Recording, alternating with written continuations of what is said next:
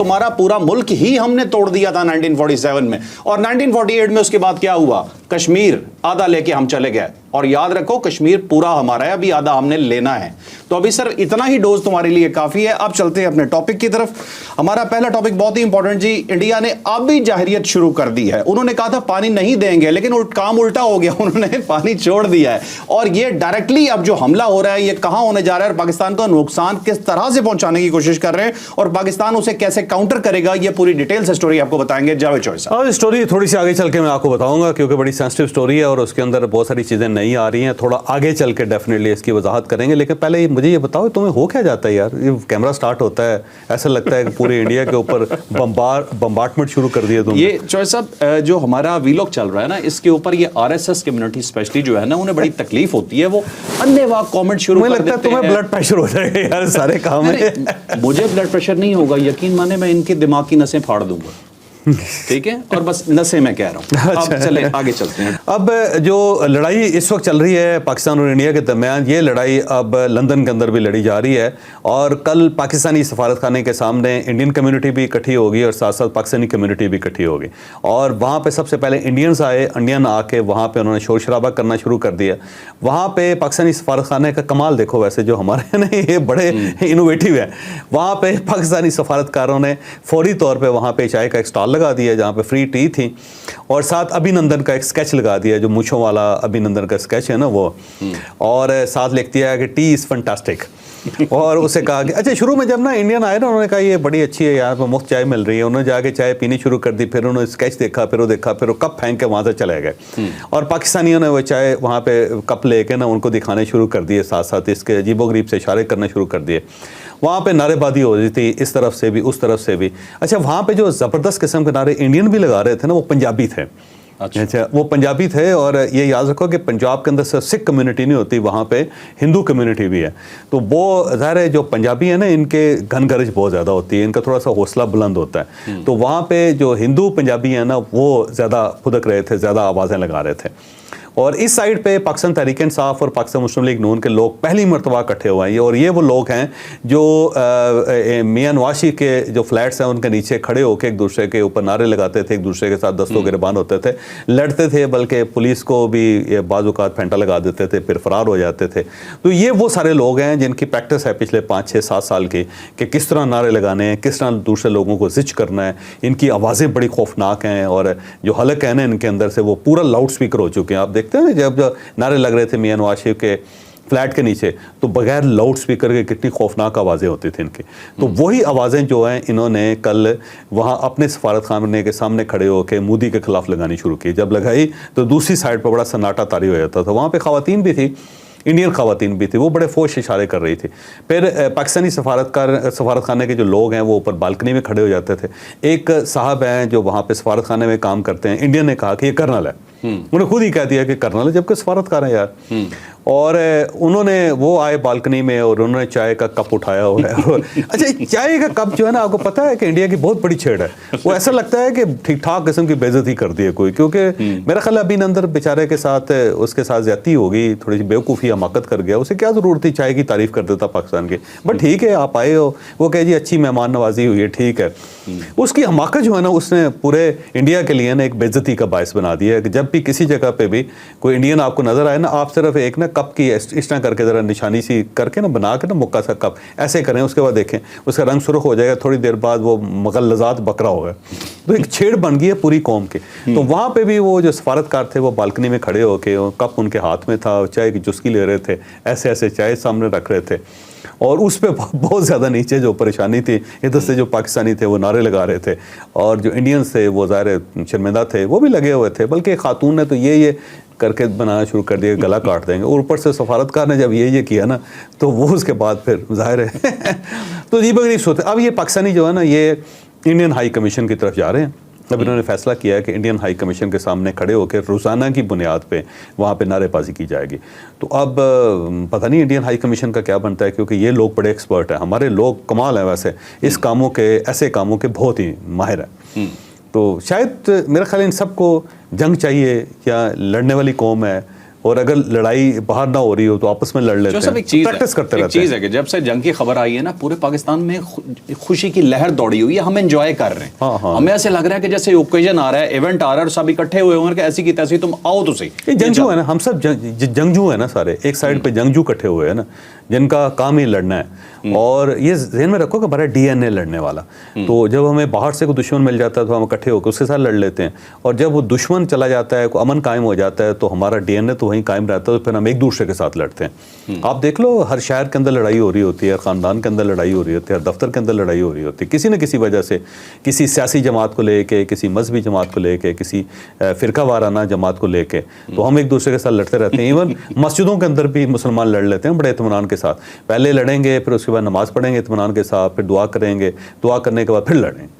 तो ये हमारा जो डीएनए सुलह भी कर लेते हैं, सिर्फ लड़ते नहीं। दरम्यान में देखो ना, मैंने कहा नमाज पढ़ते हैं बड़े इत्मीनान से सब भाई भाई होके, फिर उसके बाद जब नमाज से फारिग होते हैं कहते हैं तेरी ऐसी तैसी। अच्छा चौधरी साहब, इंडियन एक्सपीरियंस होने का छोटी सी मिसाल देता हूँ। जब ये हाई कमीशन के सामने मुजाहरा हो रहा था, तो वहाँ ये जो कुछ हिंदू कम्युनिटी के कुछ वो तिलक लगा के पहुंचे हुए थे, तो वहाँ एक साहब ने कुछ ऐसी हरकत कर दी, वहाँ की पुलिस ने उसे पकड़ लिया। अब वो सारे इंडियन्स पीछे पड़े हैं, जिसने कुछ नहीं किया, इसने कुछ नहीं किया। उसकी पुलिस जो है, जो वहाँ की पुलिस है, वो उसे भाई तुन के ले गई वहाँ से, और ये पीछे चीखते रह गए। प्रॉब्लम क्या है, इन बेचारों को एहतजाज करना भी नहीं आता कि वहां पे करना कैसे, और कर लिया तो भागना कैसे। अच्छा, एक और भी है ना कि वहाँ पे इंडियन जो है ना, एक प्लस पॉइंट भी है। देखो, प्लस पॉइंट है ना, उनका भी आपको एहतराम करना चाहिए।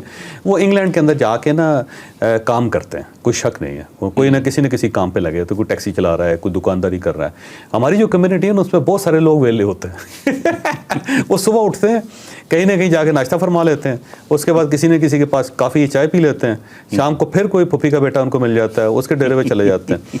तो हमारे लोगों के पास ना काम नहीं होता, क्योंकि हम काम नहीं करना चाहते। हमारा काम जो ज़बरदस्त यही है कि किसी जगह पंगा हो ना तो वहाँ पहुँच जाते हैं। बल्कि पाकिस्तान के अंदर भी आपने देखा होगा कि अगर आपकी लड़ाई होगी ना, तो आपके बहुत सारे कज़न, बहुत सारे दोस्त जो है ना, बगैर देखे हुए कि इसका कसूर है या उसका कसूर है, वो लाठियाँ लेके चल पड़ेंगे कि हाँ जी लड़ाई होगी साड़ी, चलो टेलीफोन कर देंगे, लड़ाई होगी आ जाओ, तो लोग हाकियाँ खींच के ना वहाँ चले जाएंगे। तो इंग्लैंड के अंदर भी यही हो रहा है, यूरोप के अंदर भी यही हो रहा है, अमेरिका के अंदर भी ये हो रहा है। तो पाकिस्तानी इस काम के माहिर है। तो इंडियंस की ये प्रैक्टिस नहीं है।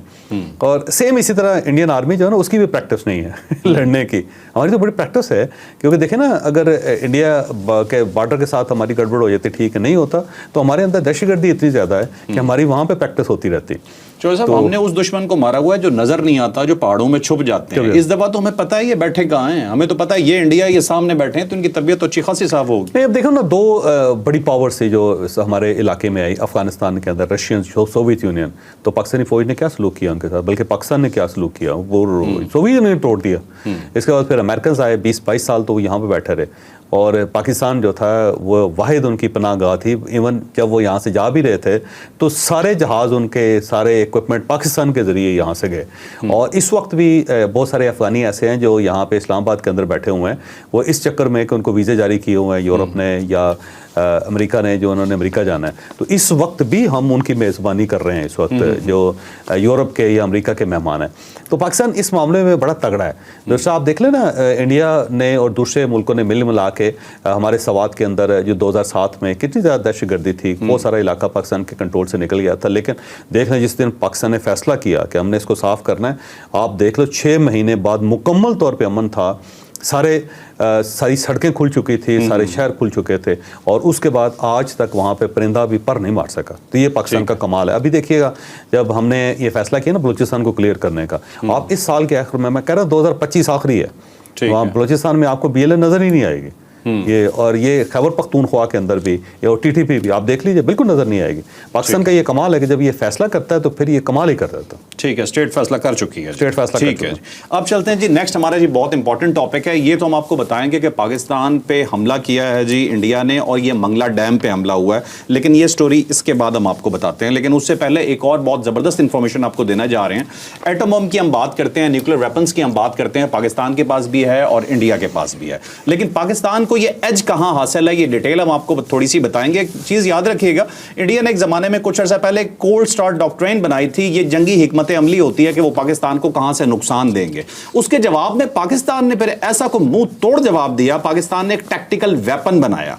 ये tactical weapon other than atom bomb है। ये टैक्टिकल वेपन क्या है और पाकिस्तान को एज कहां हासिल है इंडियन बॉम्ब्स के ऊपर, ये डिटेल से स्टोरी आपको बताएंगे जावेद चॉइस। अब देखो, अगर पाकिस्तान का नक्शा आप देखें तो पाकिस्तान एक लंबा मुल्क है और इसकी थिकनेस कम है और लंबाई ज़्यादा है। आप देखें कराची से स्टार्ट होता है और उसके बाद चाइना के बॉर्डर तक जाता है, एक लंबी पट्टी है और जो डेप्थ है वो कम है पाकिस्तान के अंदर। इंडिया के अंदर डेप्थ है बहुत ज़्यादा है, क्योंकि बड़ा मुल्क है ना जी।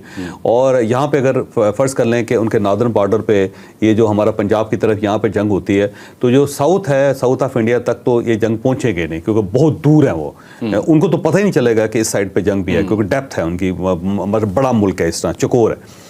पाकिस्तान जो एक लंबा सा मुल्क है पट्टी की तरह, और अगर खुदा न खास्ता यहाँ पे जंग हो जाती है तो इंडिया की पूरी कोशिश है कि वो जीटी रोड के ऊपर आए और पाकिस्तान को दो हिस्सों में तकसीम कर दे। यानी जो एक हिस्सा है पाकिस्तान का वो, और जो दूसरा हिस्सा, इन दोनों के दरमियान कनेक्शन ख़त्म हो जाए।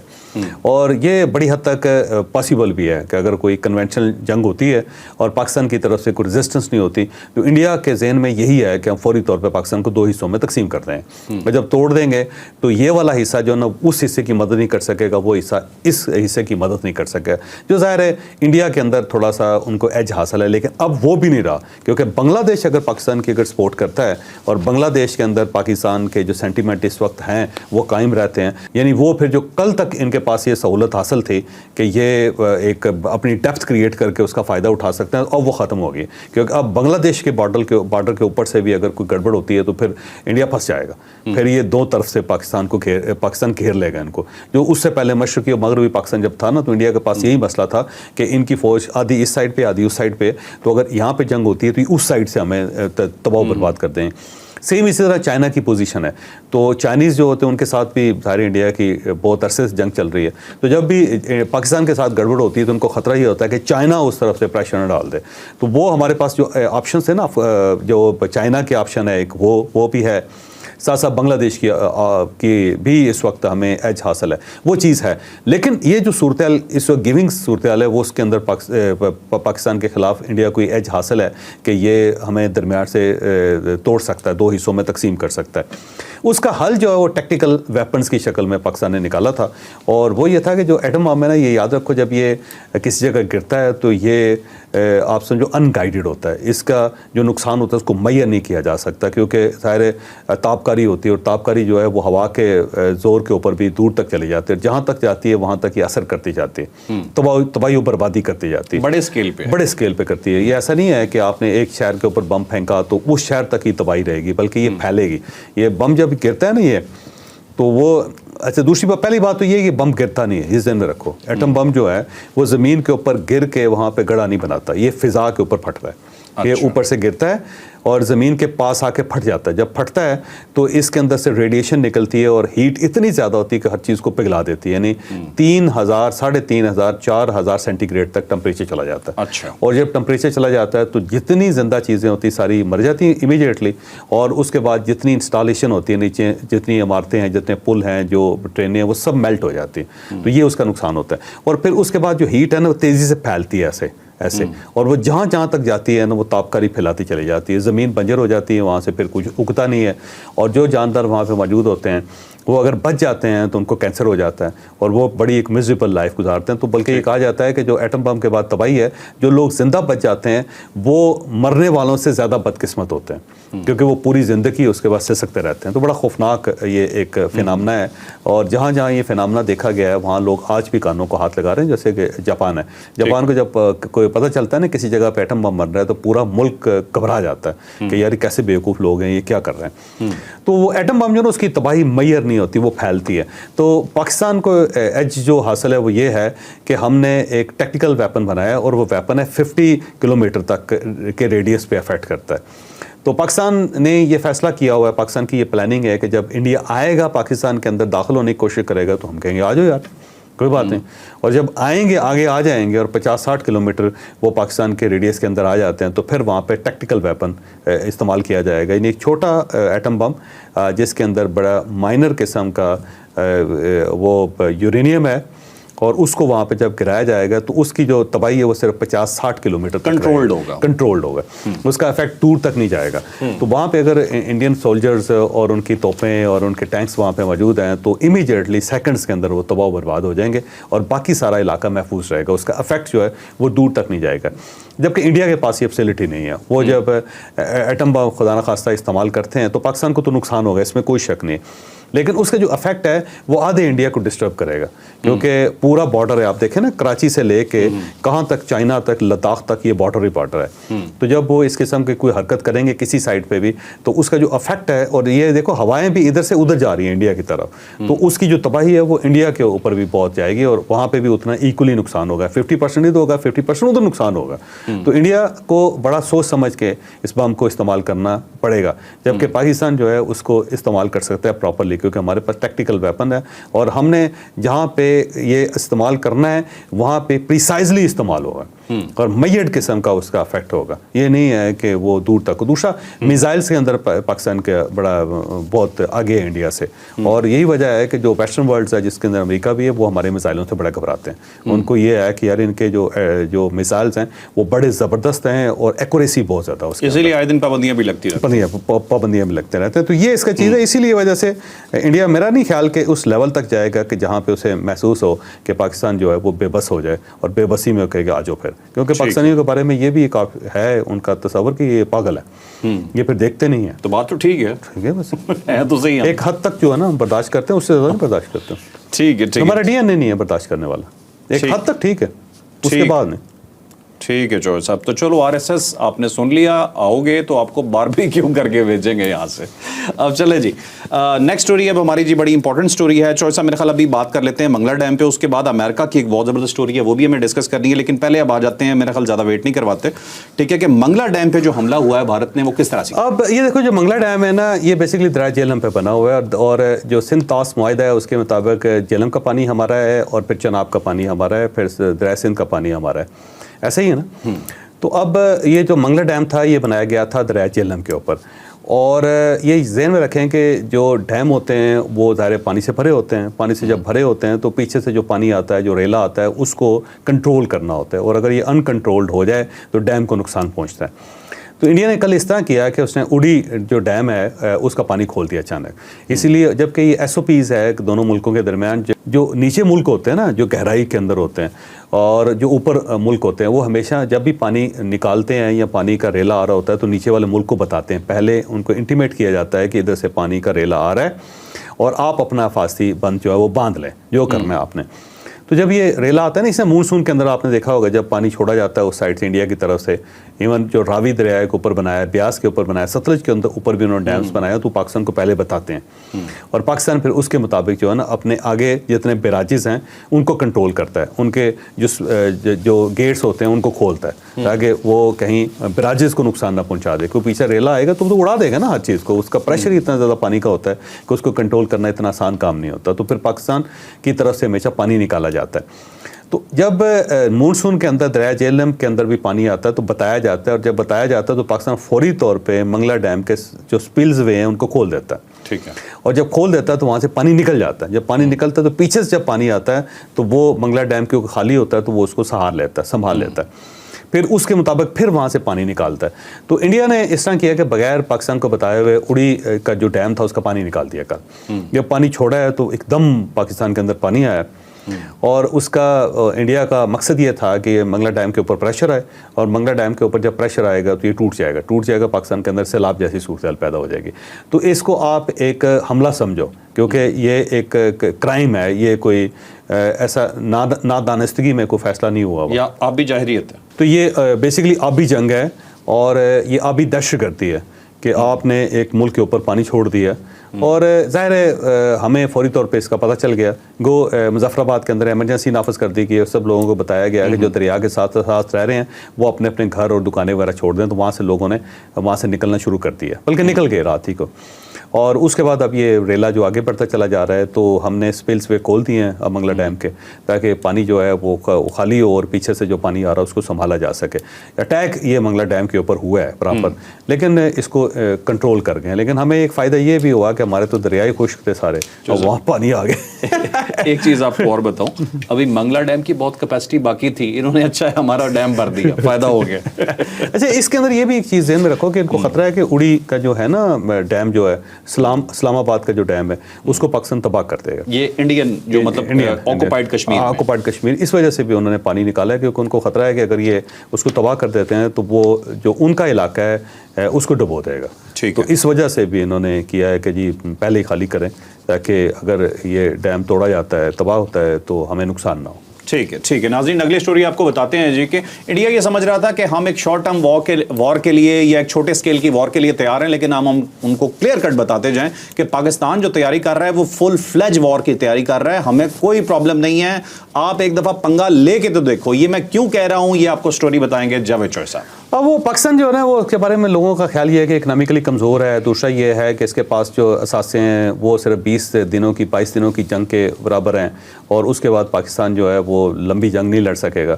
लेकिन ये मेरा ख्याल है पुरानी थ्योरी होगी। उसकी वजह यह है कि अब तो ड्रोन्स ने जंग लड़नी है और मिसाइल्स के साथ जंग लड़ी जानी है।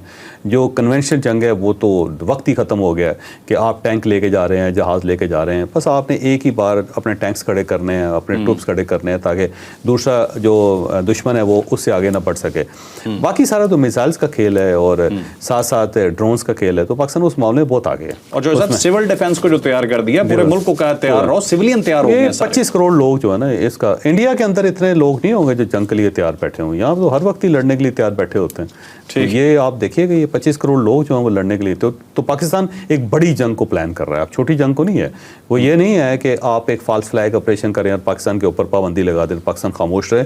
मेरा ख्याल है ये जो क़यादत है ना, नहीं, ये इस मामले में बड़ी ज़बरदस्त है और ये क्लियर है कि इन्होंने फैसला कर लिया कि कोई ऑप्शन हमारे पास और नहीं है। अब इंडिया को पीछे हटना पड़ेगा।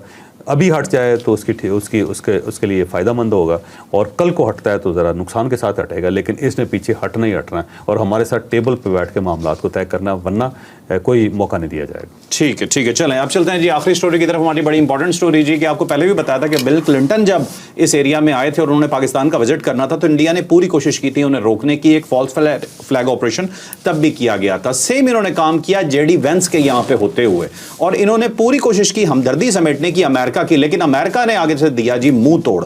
ये हम क्यों कह रहे हैं और डोनाल्ड ट्रंप ने ऐसा क्या कहा कि इंडिया की सारी उम्मीदों पे पानी फिर गया? डिटेल से स्टोरी बताते हैं। अब देखिए, इंडिया और चाइना का अगर सूरत देखें ना, तो चाइना के साथ अमेरिका के प्रॉब्लम चले आ रहे हैं। तो उस वक्त इसके बाद जो अमेरिकन फैक्ट्रीज़ हैं, जो अमेरिकन ब्रांड्स हैं, जो अमेरिकन कंपनीज़ हैं, उन्होंने इंडिया के ऊपर जाके वहाँ से काम करवाना शुरू कर दिया, क्योंकि टैक्स कम लगाया डोनाल्ड ट्रंप ने उसका।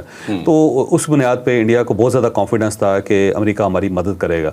और जब नरेंद्र मोदी अमेरिका गए थे तो ट्रंप ने उनका ज़्यादा बेहतर इस्तकबाल भी किया था, ये भी बात दुरुस्त है। लेकिन जब ये इंसिडेंट हुआ तो उसके बाद बड़ी उम्मीद थी इंडिया को अमेरिका से कि अमेरिका जो है पाकिस्तान को दहशतगर्द करार देगा और बुली करेगा पाकिस्तान को और कहेगा कि इंडिया के सामने लेट जाओ। लेकिन जब डोनाल्ड ट्रंप के सामने ये सवाल रखा गया कि जी ये वहाँ पे गड़बड़ हो रही है, तो ट्रंप ने कहा कि यार ये पुराना मामला है भाई, 1500 साल से वो आपस में लड़ी जा रहे हैं कश्मीर पे, तो ये आपस में खुद ही सेटल कर लेंगे। तो वहाँ पे बड़ा जो लॉबी है इंडियन, बड़ी कोशिश की उन्होंने कि ट्रंप जो है वो इंडिया की हमायत में बयान दे दे, पाकिस्तान के मुखालफ में बयान दे दे। लेकिन ट्रंप ने साफ इनकार कर दिया। उसने कहा जी बिल्कुल नहीं है, ये आपस में मामला ये खुद ही सेटल कर लेंगे। तो उसने इंडिया को सपोर्ट करने से इनकार कर दिया, जो बहुत बड़ी सफारती हार है इस वक्त इंडिया की। इंडिया एक्सपेक्ट नहीं कर रहा था कि अमेरिका इस तरह अपनी आंखें माथे पर रख लेगा, जबकि उनका जो वाइस प्रेसिडेंट है वो अभी इंडिया से होके गया है, और उनकी बेगम भी उषा जो है वो ज़ाहिर इंडियन है। सबका ख्याल ये था कि जेडी वैंस जो है ना वो नरेंद्र मोदी का भाई है, तो अपने भाई का हाथ पकड़ के कहेगा हम आपके साथ हैं। लेकिन वो वैंस साहब अपना जहाज़ लेके चुप करके निकल गए, और उधर से ट्रंप ने साफ इनकार कर दिया कि भाई हमसे उम्मीद ना रखो। चौधरी साहब, ये क्या ज्यादती और क्या गलत किया अमेरिका ने इंडिया के साथ? पूरा फॉल्स फ्लैग ऑपरेशन उनकी सारी मेहनत जाया कर दी, उन्होंने अपने बंदे मारे, सब जाया हो गए। सब जाया हो गए, मुझे लगता है सरदस जाया होगा।